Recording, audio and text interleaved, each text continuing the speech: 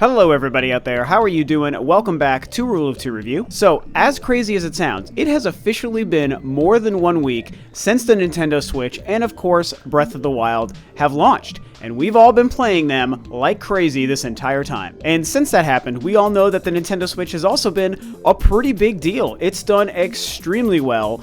The talk of the town from Nintendo has been that it is the fastest selling and so far most successful console. Now this is of course really great news, and for myself as a huge Nintendo fan, and probably for a lot of you guys, it gets me really excited. It sounds great. It's been a while since we've been able to be so excited about such high quality and high profile success for Nintendo. Now of course, not everything is filled with sunshine on the Nintendo Switch and home console front, because there have been a couple of things that have been a little bit controversial or maybe not going as well as some people, including Nintendo for sure, might want. There's definitely some back and forth about the quality of the UI, the fact that there's such low on system storage space. The biggest and most high profile thing of course is the issue with the left Joy-Con not syncing right. Some people are scratching their screens, and you know, some of the typical things that happens when a console is brand new or when tech is just recently launched. All very important stuff to talk about, and of course worthy of note, I think, and stuff that I even did discuss when I made my pros and cons of the Nintendo Switch a couple of days ago, of course discussing my feelings only a few days after it launched. But if we step away from those couple of points and we just look at the console in terms of sales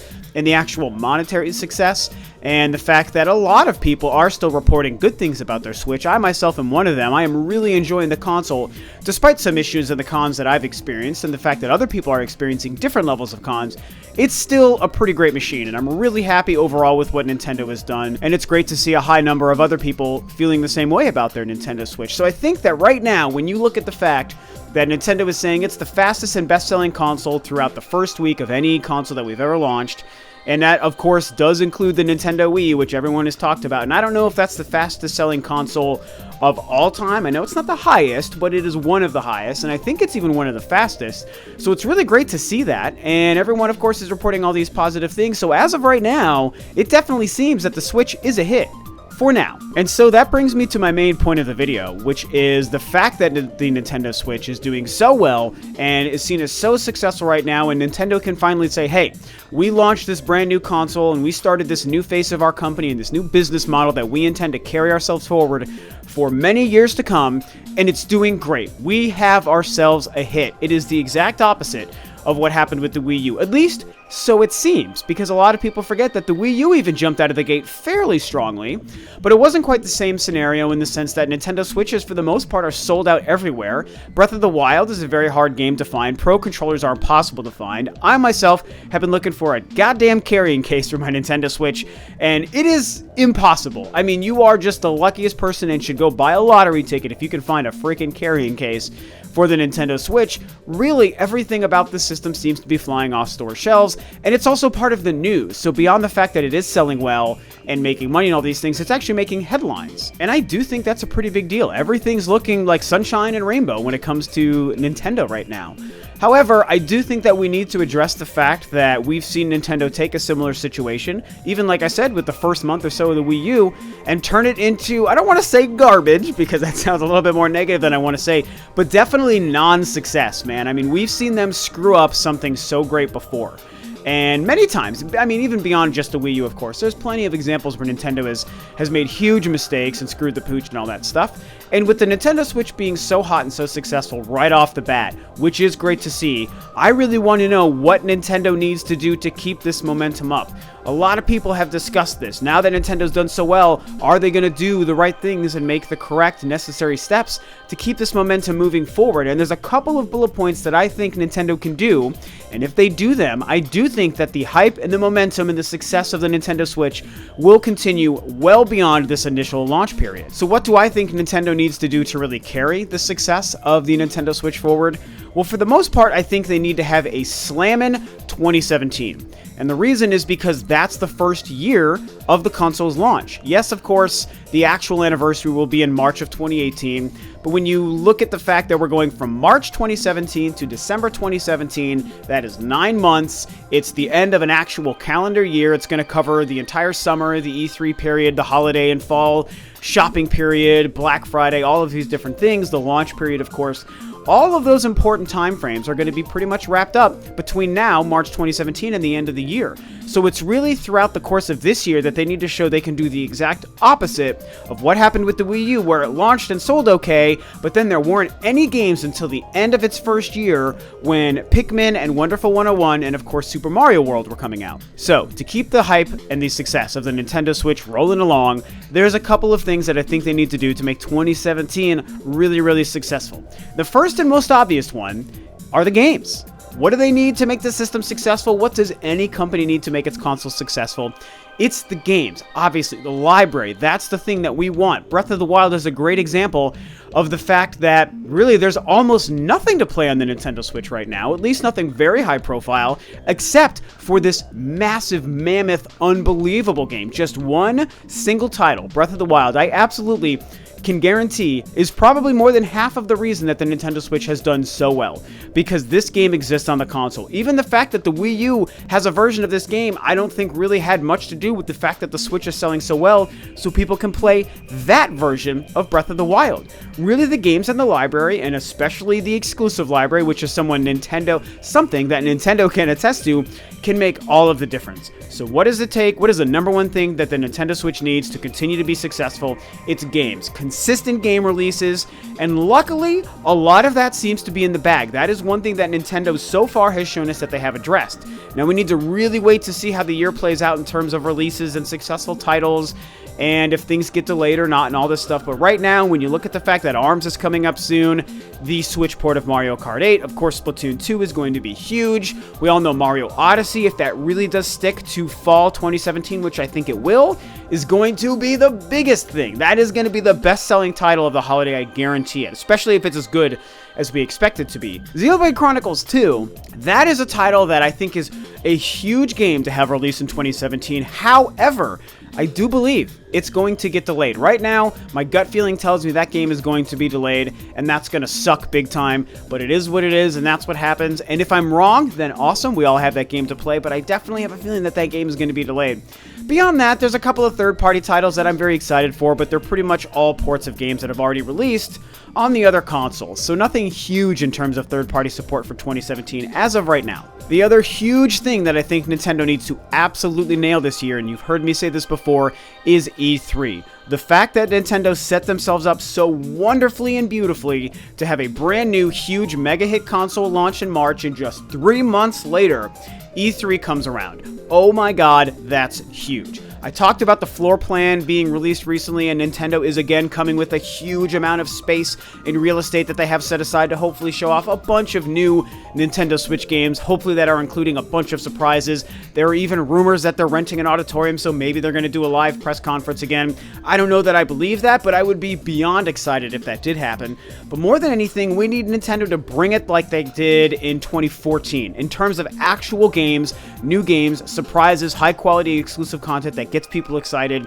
That's what they need to do. They need to bring it like they did back in 2004 and in 2010, some of the best years they've had, where it's like, hey, here's just a bunch of shit to play that everyone is going to want to play and everyone's going to want to buy. They've done it before. They're the kings of it when they really put their minds to it. And goddamn it, this E3, 3 months after their new hyped console releases, it would be an amazing way to continue the momentum. Don't be afraid, Nintendo, to talk about games that are coming out next year. I've always loved and appreciated the fact that they typically try to stick to games coming out in the immediate future within that same calendar year. There is a very smart business sense behind that, absolutely. However, I think specifically this year with this E3 and a console so brand new on the market, I think it would very much behoove them, at least in 2017, to let this E3 be something focused on 2017 titles and games we don't know about yet, and also some surprises for the future down the road. I mean, they did that with Fire Emblem. They talked about the Fire Emblem Switch game, the brand new game that is a 2018 title. So I don't want them to be too afraid to do that, at least this time out when it comes to E3 this year. I think it could be huge to show people that the promise of the Switch isn't just the right now, but it's also the long term. That's the one benefit of doing that.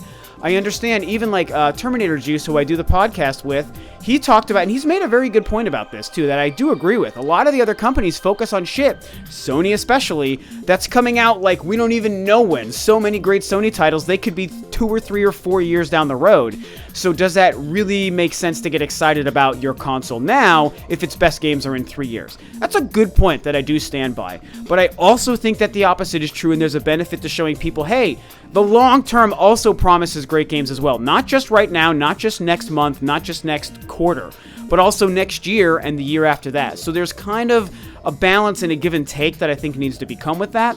Nintendo hasn't done the long-term thing in a very long time, and I think this year, if they kill it at E3 and they show us games for this year and next year, they will have absolutely done their part to carry the momentum of the Nintendo Switch. A couple of other quick bullet points that I also think are incredibly important for Nintendo, and I really hope that they nail this year to continue the success of the Nintendo Switch and let people understand, hey, good things are coming, fixes to the problems are coming, and great games are coming. So if you can't get a Nintendo Switch now, keep on looking and keep on buying the Switch because it's amazing. So beyond those first two main points, which are obviously the games and obviously E3, I think updates to the UI are something that a lot of people are looking for.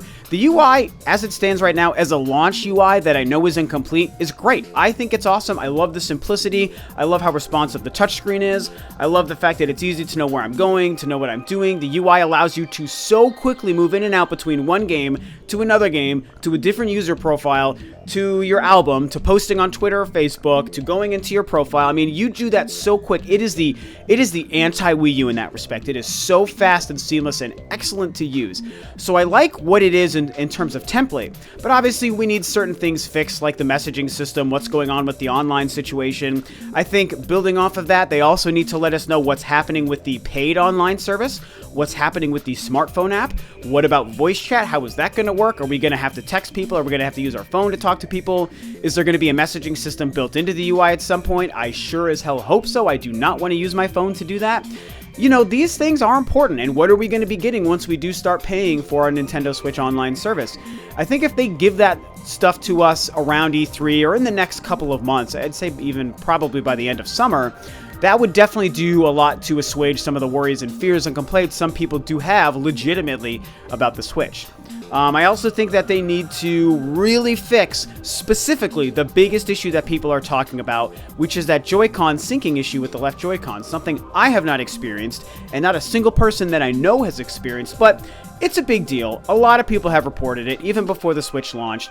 And in fact, Reggie even recently finally addressed it. So publicly, Nintendo has acknowledged it's a problem, and they're trying to find some way to fix it on the back end. So that's great. The fact that they've addressed it is a huge step, and I think that will help make the Switch more appealing once they finally fixed it. Also, a fair thing for people to ask for that I really don't super care about, but I do understand, are apps for the Nintendo Switch. I think that, you know, in this day and age in 2017, as much as it's kind of silly and it's something that doesn't really impact my buying decision or what value I consider what value I put into my console, I should say, or my product, is the ability to stream things like Netflix and Hulu and Amazon Prime and all these different things. And YouTube is a huge one, to be fair. Like, these things, they matter to people, and as weird as it may be, and as silly as it is kind of a standard. And even the Wii U had it, even the 3DS does it, and of course the PS4 and the Xbox One do it as well. So the fact that the Switch launched without these is a bummer, not because I need them. I could really give two shits about it. If Nintendo told us the Switch will never have Netflix and never have YouTube and never have Hulu, I still would have bought it for $300 because A, I don't really buy my gaming consoles for that purpose. It's a nice benefit that I will take advantage of, but I don't buy them for that. And B, I have 167,000 other freaking ways to watch all of those things. I would never struggle to have access to any of those freaking apps if I didn't have it on my Nintendo Switch. And to be fair, I'd be willing to wager a guess that 99% of anyone else out there who has or would have a Nintendo Switch is in the same position. So I do think it's kind of silly that we care so much about that nowadays, but I do understand that it has merit and value. It is something I would use if it becomes available. And also, to be fair, the Nintendo Switch I think would be perfectly suited for these apps. The fact that it's got that touchscreen system and the fact that you can take it portable anywhere. It's just like having those things on your iPad or your tablet, and it's got value on those things, so it would have value on the Switch as well. So whereas I don't need these things, I recognize that a lot of people do want them, they ask for them, and they are a standard nowadays. So luckily Nintendo has also addressed that and said, hey, those things are coming. Netflix is coming, Hulu's coming, I assume YouTube and Amazon Prime and those things are going to come as well. A proper internet browser. When we get those things, that will really help with the perceived value of the gamer and of the buying consumer of the Nintendo Switch, and they'll see it as, wow, not only is it this cool portable handheld console hybrid thing, but it's like also a multimedia device. I mean, that would actually be a huge and very strong selling point for Nintendo, to be fair. So it would actually probably benefit them in a lot of ways if they would do that. So those are really some of the main things that I think are important for Nintendo to do to keep the momentum and the positive perception of the Switch going. There's already some damage being done in the sense that there are things like the Joy-Con issue and the fact that some people don't like the lack of apps and Netflix and stuff. And then, of course, that screen scratching thing is kind of an issue for some people as well. I saw a video by, I want to say, the Switch Force guys. I think they were the first ones to talk about having a scratch screen. And then people have been talking about it. So I think that that's a pretty big issue as well. I haven't had that issue. I treat my stuff pretty well, and I definitely treat my Switch. It's like my brand new Nintendo console. It's my baby. So I'm always very careful when I put it in and out. But whatever is causing these issues, whether it's the people being rough with their console or there's some sort of design flaw with the dock or whatever, I mean, those kinds of things, it's unfortunate news to see, and I really hope that Nintendo addresses those. And I think it's also what really makes some of these bullet points that I've talked about today even more important. They want to undo some of the damage that they've done with some of the bad press. Luckily, there's far more good press, but that bad press does matter. And if they do these things, if they keep the games coming, people will be happy. If they have a strong E3, people will be more into wanting to purchase and pick up a Nintendo Switch and see it as a viable competing home console. And if they give us some of the other things that people are asking for, like Netflix, like messaging, like the online situation, like more stuff for the UI, all of these different things, once they start to do that stuff, if they do it by the end of this year, things are going to be looking even more great for the already great Nintendo Switch. So hopefully a lot of this stuff makes sense. I'm curious what you guys think about these things that I talked about. What do you think about the perceived success of the Nintendo Switch so far? What do you think about some of the issues people have with the Joy-Cons and the UI and all that stuff? And do you agree with the bullet points and the concepts and the ideas that I laid out today? The two main ones being keep the good games coming and make this E3 awesome. If you do those two things, Nintendo, for sure, you're going to be setting yourself up for some really awesome, badass success. But so far, I do love to see how great the Switch is performing as far as sales, and the fact that so many people are happy with it and enjoying it. Like I said, I am loving mine. I feel very lucky. I've had no issues personally with my console. It's been running super great, super smooth, and I'm having so much fun playing Breath of the Wild and occasionally Fast Racing Remix. It's an awesome time to be a Nintendo fan and a gamer. Man, it feels good. So what do you guys think about these bullet points I talked about today? Do they make sense to you or not? Thanks, of course, as always, for tuning in, guys. This is Rob of Live to Review, and I will catch you next time on another video.